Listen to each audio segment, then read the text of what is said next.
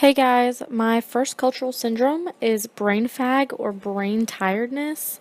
Some of the central symptoms I listed were difficulty concentrating, difficulty remembering, difficulty thinking, head or neck pain, pressure, tiredness, blurring of vision, heat, or burning.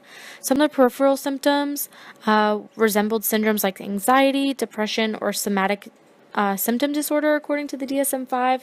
I feel like a lot of these were culturally bound, but could be observed in many other cultures and across many other symptoms or disorders.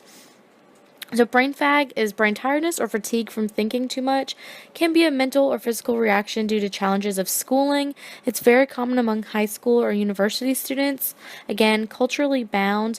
It's very common within African cultures. So, countries like Nigeria, Uganda, Ivory Coast, and South Africa.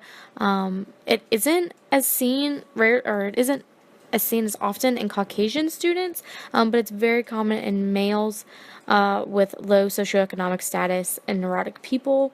Again, it is common in secondary school students or university students. I found it interesting that it was culturally bound because I feel like even as a college student, I've encountered this a lot, and that it is more present in low socioeconomic males, and that it's not as common in Caucasian students. My next syndrome is Pibloktoq. It is described as hysteria or Arctic hysteria. It's very common in subarctic Inuit communities such as the Greenland Eskimos. It's more prevalent in women, especially traditional Eskimo women.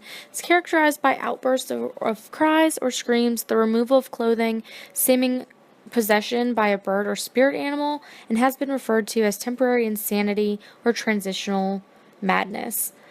I found a really cool quote that talks about like when this usually happens. It's usually in the fall, so I would assume it has something to do with like the changing of weather, daylight savings time, that your days are getting longer or your nights are getting longer.